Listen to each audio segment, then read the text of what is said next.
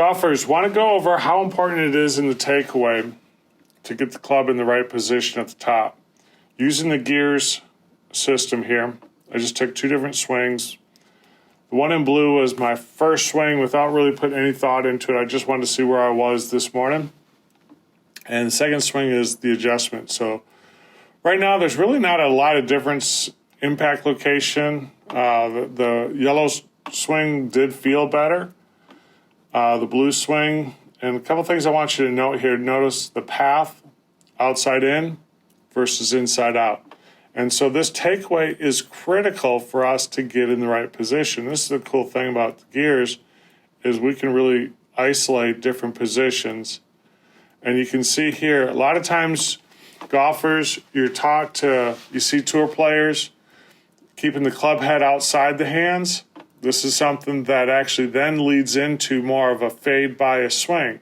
So if you're trying to hit a draw or a straight shot, but you get this club head outside your hands, you're actually prone to a path that is going to be left bias for a right-handed golfer, so a fade bias. There's just something to be aware of. So this is a good checkpoint. When the shaft gets parallel to the ground, where are the hands? You can see the differences here. Now my feel was totally different. And then when we get up to the top, I want you to notice how these shafts now, and we'll rotate it up to the top, how we have 2 different shaft positions right here. So if you, again, let that club head stay outside the hands, that shaft may point a little bit left at the top for a right-handed golfer, and that is a fade bias golf swing. And you can see here, very happy where this position is. And one of the things that I want you to note, these clubs are a little bit shorter than mine. That's the reason why they're a little bit towards the toe on contact. But I love this position right here. And then on the way down, as we continue to move, you can see how that club now transitions on the right path. I'm already, the first swing, the blue swing, is already working above the club coming down compared to the yellow club or gold.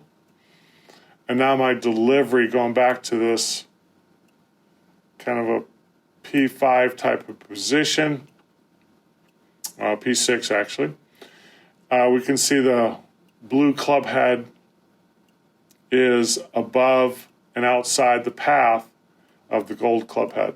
So setting up the backswing is critical because really I didn't put any particular differences into the swing other than on my takeaway, and then everything else felt different, and then my delivery was totally changed.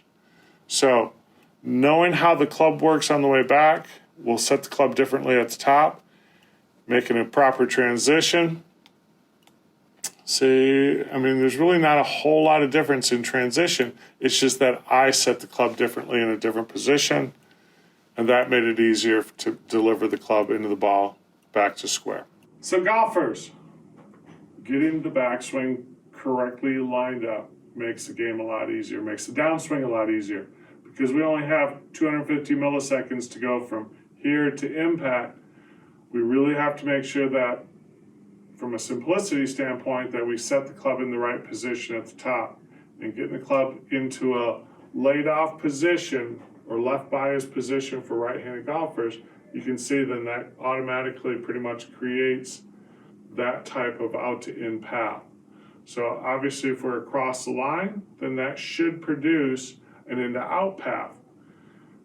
One thing that we see a lot of times with golfers is they will take the club a little bit too much inside, and then what do? They know they have to redirect the club back to the ball. So if you go too much inside, and then what are you going to do when that gets across the line? Shift it out. Now we're back into that outside line. So using alignment sticks and making sure that club sits properly right here is our key to make sure that we can deliver that club through the ball. So thanks for watching. Stay tuned for more of our gears club data to improve our golf swing. Talk to y'all later. See ya.